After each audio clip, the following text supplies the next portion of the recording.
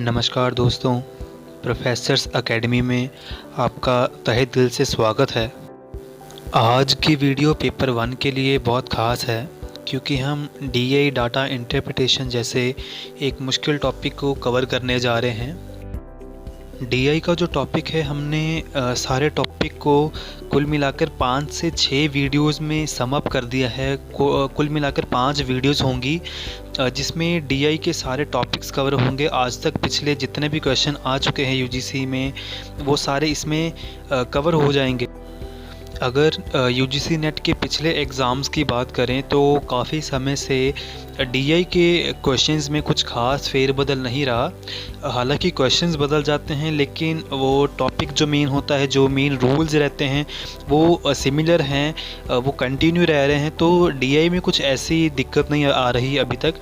अगर आप इस वीडियो को अच्छी तरह से कर लेते हैं और आने वाली वीडियो को अच्छी तरह से समझकर उसको एक रेगुलर प्रैक्टिस में ले आते हैं तो यकीनन आप कोई भी क्वेश्चन सॉल्व कर पाएंगे डीआई का। हम डीआई को एक आसान टॉपिक भी बोल सकते हैं क्योंकि अगर आप इसकी कुछ दिनों तक रेगुलर प्रैक्टिस कर लेते हैं तो आपके लिए डीआई काफ़ी आसान हो जाएगी, क्योंकि ये एक ऐसा टॉपिक है जिसमें कुछ खास फेरबदल नहीं रहता। अगर आप बेसिक रूल्स फार्मूलाज को समझ लेते हैं मैथमेटिक्स के, या आपकी बेसिक अंडरस्टैंडिंग क्वेश्चंस है या ग्राफ को लेकर क्लियर होती है तो आप डीआई को आसानी से कर सकते हैं। और ये one of the most important topic इसलिए है क्योंकि काफ़ी अच्छी वेटेज रखता है। 5 से 6 क्वेश्चंस इसमें आते हैं जो 10 से 12 मार्क्स की वेटेज रखते हैं, और इसलिए इसको one of the most important topic बोला जा सकता है कि आप कुछ दिनों की मेहनत से अपने 10 से 12 नंबर पक्के कर सकते हैं यूजीसी में। जैसा कि यूजीसी में 2 मार्क्स का एक क्वेश्चन होता है और 5 क्वेश्चंस आ जाते हैं एग्ज़ाम में तो आपके पास कुल मिलाकर 10 नंबर हो जाते हैं। लेकिन जो आपका टारगेट होना चाहिए डीआई के लिए वो एटलीस्ट 4 क्वेश्चंस होना चाहिए कि आप 4 क्वेश्चन सही कर आएँ। मान लीजिए क्वेश्चन 5 आते हैं डीआई के जिसमें से 3 आसान हैं और 2 मुश्किल है। अगर आप रेगुलर प्रैक्टिस करेंगे तो आप 3 तो ठीक कर आएंगे ही आएंगे, ये तो श्योर बात है। जो 2 मुश्किल क्वेश्चंस आए हैं कोशिश कीजिए आप उसमें से भी एक करेक्ट कर आएँ, तो आपका टारगेट कुल मिलाकर 4 होना चाहिए। 4 क्वेश्चंस आपको सही कर आने चाहिए। आगे बात करते हैं जो यूजीसी में डीआई के क्वेश्चंस आते हैं ये मोस्ट प्रोबेबली डिफ़िकल्ट या मॉडरेट लेवल के होते हैं, लेकिन ये इजी हो सकते हैं अगर आप रेगुलर प्रैक्टिस कर लें। इसकी आपके रेगुलर प्रैक्टिस से आप सारी कैलकुलेशन उंगलियों पर भी करना सीख जाएंगे। मुश्किल होने के बावजूद अच्छी बात यह है कि हालांकि डीआई बहुत वास्ट टॉपिक है लेकिन यूजीसी में सिर्फ टेबल एंड पाई चार्ट जैसे क्वेश्चंस ही रिपीट हो रहे हैं, ऐसे क्वेश्चन ही बार बार आ रहे हैं। तो आपको mainly tables and pie chart की ही प्रैक्टिस करनी है डीआई डाटा इंटरप्रिटेशन के टॉपिक के लिए।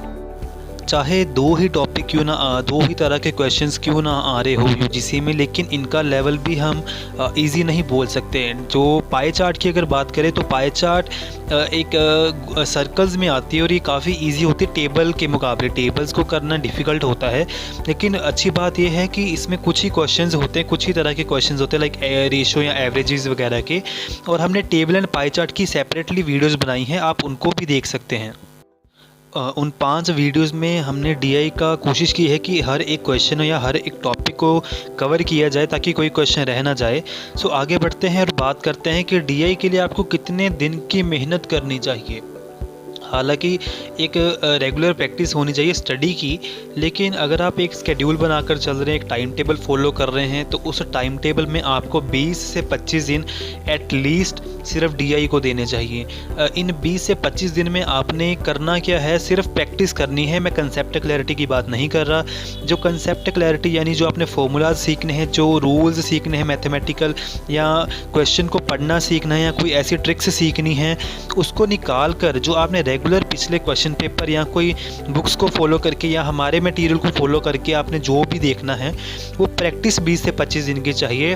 और कोशिश कीजिएगा दिन में आप 2 डीआई को ज़रूर सॉल्व करें, जो कि आप शुरुआत मीडियम लेवल से कर सकते हैं और इसको डिफ़िकल्ट लेवल तक लेकर जा सकते हैं। डीआई में मेजरली जो क्वेश्चंस आ रहे हैं वो रेशो, परसेंटेज, एवरेज या कुछ बहुत ही आसान क्वेश्चंस आ रहे हैं। रेशो, परसेंटेज और एवरेज के क्वेश्चन थोड़े डिफ़िकल्ट होते हैं। तो मान लीजिए अगर आपका गोल वही 4 क्वेश्चंस को सही करना है और 2 क्वेश्चंस आपके परसेंटेज और 2 एवरेज में से मान लो आ जाएं और एक क्वेश्चन आपको जो मुश्किल लेवल का होगा वो रेशो में से आ जाए, तो आप कोशिश कीजिएगा कि आसान वाले के साथ साथ मुश्किल वाला भी क्वेश्चन सही कर आएँ। अभी बात करते हैं कुछ ऐसी टिप्स जो आपको याद रखनी है डीआई के समय, डीआई को डाटा इंटरप्रिटेशन को सॉल्व करते समय।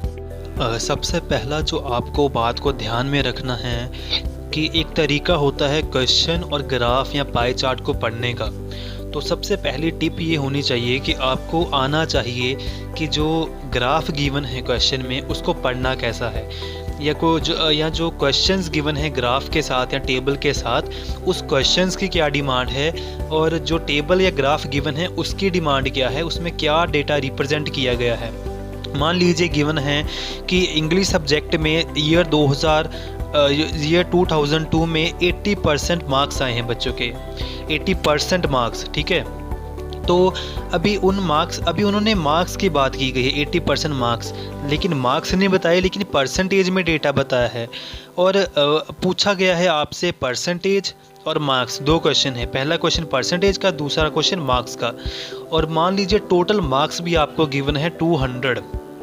तो अगर क्वेश्चन में आपसे पूछा जा रहा है कि बच्चों की 2002 में इंग्लिश में बच्चों के कितने परसेंटेज मार्क्स आए और ऑप्शन में अगर 80% गिवन है तो वो आंसर सही है।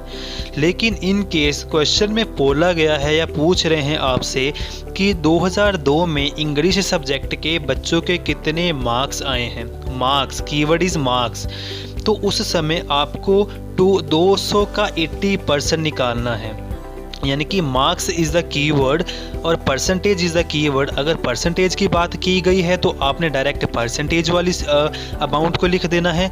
अगर मार्क्स की बात की गई है तो आपको मार्क्स की कैलकुलेशन करनी होगी और कैलकुलेशन का तरीका बहुत आसान है, 200 × 80/100 करके द आंसर विल बी 160। आपको ऐसी कैलकुलेशन, आपको ऐसे ही एक एक क्वेश्चन को सॉल्व कर हमने वीडियोस में समझाया हुआ है, आप उन वीडियोस को एक बार देख सकते हैं, आपको क्लियर हो जाएगा। बच्चे ऐसे ही छोटी छोटी मिस्टेक कराते हैं अपने डीआई के एग्ज़ाम में। तो जो मुद्दे की बात है, आपको रीड करना आना चाहिए कि क्वेश्चन में क्या पूछा गया है और टेबल और डेटा क्या गिवन है। तो आगे बढ़ते हैं अभी अगली। तो जैसा कि हमने डिसाइड किया हुआ है कि अगर हमने 4 क्वेश्चंस सही करने हैं तो हमारा गोल सिर्फ 4 क्वेश्चंस को सही करना नहीं होना चाहिए, हमारा गोल होना चाहिए मैक्सिमम नंबर ऑफ़ क्वेश्चंस को सही करना। मतलब ज़्यादा से ज़्यादा क्वेश्चंस को अटेम्प्ट करना और उनमें से भी ज़्यादा से ज़्यादा सही करना। तो उसके लिए आपको डीआई में ऐसे क्वेश्चन को बिल्कुल तरह से छोड़ देना है जो ज़्यादा टाइम ले रहा है। आपको उसको या तो एंड में कर लेना चाहिए, बिल्कुल बाद में, या ऐसा करना चाहिए कि आसान वाले पहले कर लो और जब भी टाइम बचे बाद में कर लो उसको। अगर टाइम नहीं भी बच रहा तो क्वेश्चन के आंसर को अपने ओर से एक टिक लगानी है, चाहे उसको तुक्के से टिक लगाइए, लेकिन खाली नहीं छोड़ कर आना। सो मुद्दे की बात है कि अगर कोई भी क्वेश्चन आपका 1 या 2 मिनट ले रहा है तो उसको छोड़ देना चाहिए, क्योंकि पेपर 1 में ऑलरेडी टाइम कम होता है आपके पास और आपको डीआई एक ऐसा टॉपिक है जिसमें 1-2 क्वेश्चंस होते हैं जो काफ़ी लेंथी कैलकुलेशन वाले होते हैं। तो आपको उस समय क्वेश्चन के साथ झगड़ना नहीं है, स्मार्ट प्ले करना है, दिमाग चलाना है और आगे मूव ऑन कर लेना है। क्वेश्चन को बाद में कंटिन्यू करने की सोचनी है आपको। आपकी स्ट्रेटजी कुछ इस तरह की होनी चाहिए। आगे बढ़ते हैं। आपको कोई भी ऐसी चीज़ अज्यूम नहीं कर लेनी मन में जो क्वेश्चन में नहीं गिवन है। यानी कि अगर मानकर चलते हैं कि क्वेश्चन में आपके पास डेटा गिवन है या कोई एग्जांपल गिवन है जिसमें उन्होंने लिखा है कि एक सर्कल जो है, हालांकि सर्कल सर्कल एक 360 डिग्री का होता है जो नॉर्मल सर्कल होता है, लेकिन अगर आपको डीआई में क्वेश्चन में गिवन है कि सर्कल 200 डिग्री का है तो आपने उसको 200 डिग्री का मानकर ही चलना है, आपने उसको 360 डिग्री नहीं मानना। मतलब कि आपने डेटा को अपनी तरफ से उसको एज्यूम नहीं करना। एक और एग्जांपल लेकर चलते हैं। मान लीजिए क्वेश्चन में आपको गिवन है इंडिया की पॉपुलेशन के बारे में कुछ डेटा गिवन है और बोला गया है कि वो 100 करोड़ है। हालांकि जो करंट पॉपुलेशन है वो कुछ 135 करोड़ से ज़्यादा है, लेकिन आपने 100 करोड़ को सही मानना है, 135 करोड़ को नहीं। तो मुद्दे की बात ये थी कि आपने कुछ भी अपनी ओर से ऐसा अज्यूम नहीं करना जो आपके लिए क्वेश्चन में प्रॉब्लम क्रिएट कर दे। आगे बढ़ते हैं। The next point is you must have basic maths knowledge, mathematical knowledge किस बात की? About rules and regarding formulas. जितने भी मैथ्स के बेसिक फार्मूलाज है, जैसा मैंने टॉपिक बताया है रेशो, परसेंटेज या एवरेज, आपको उनको बेसिक्स को सॉल्व करना आना चाहिए। अगर आपको एवरेज बोला गया हो तो आपको उसको सॉल्व करना आना चाहिए। और ये सारे टॉपिक जो भी बेसिक्स ऑफ मैथमेटिक्स की नॉलेज आपको चाहिए, ये आपको इन्हीं वीडियोस में प्रोवाइड की जाएगी कि कौन कौन से रूल्स आपको सीखने हैं। देखिए, आपको सारे रूल्स सीखने की ज़रूरत नहीं है, हमारे पास ऑलरेडी टाइम कम होता है नेट के एग्ज़ाम में ख़ास करके। तो उसके लिए आपको सारे कॉन्सेप्ट को नहीं समझना, सिर्फ उनको समझ लीजिए जो हमने वीडियोज़ में बताए हैं या जो डेटा इंटरप्रिटेशन में काम आते हैं।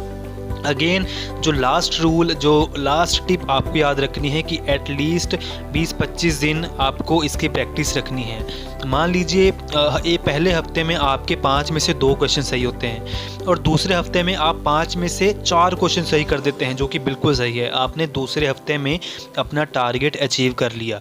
लेकिन जो मुद्दे की बात है वो 2 या 4 क्वेश्चन नहीं हैं।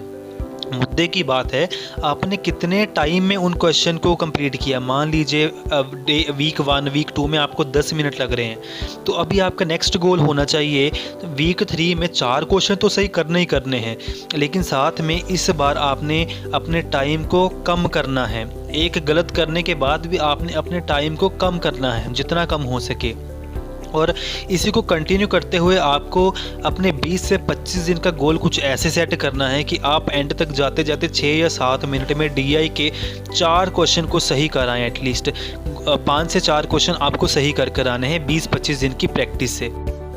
एक बार फिर आपको आपका टारगेट याद करा देता हूं कि आपने 4 क्वेश्चन सही करने हैं और कम से कम टाइम में सही करने हैं। इस टारगेट का मेन मोटिव क्या है, जो रीज़न है इस टारगेट का, कि आप हमारा गोल होगा ज़्यादा से ज़्यादा क्वेश्चंस को अटेम्प्ट करना और उन ज़्यादा से ज़्यादा क्वेश्चंस में भी सही क्वेश्चंस को अटेम्प्ट करना। फिर एंड पे जो टाइम बच जाएगा वो टाइम आप उन क्वेश्चंस को लगा सकेंगे जिनको आप इतना टाइम नहीं देना चाहते या जो आपको नहीं आते। तो आप वहाँ पर एस्टीमेट से भी अपने एस्टीमेट से भी आप उसको मार्क कर आ सकते हैं। अगर आपको हमारा पढ़ाया अच्छा लग रहा है, हमारा मटेरियल अच्छा लग रहा है, तो आप हमें फेसबुक पर लाइक कर सकते हैं और यूट्यूब पर जाकर हमें सब्सक्राइब कर सकते हैं। और हमारे कंटेंट को लाइक ज़रूर कीजिएगा और सभी नेट एस्पिरेंट्स तक इसको शेयर कर दीजिएगा। Thank you.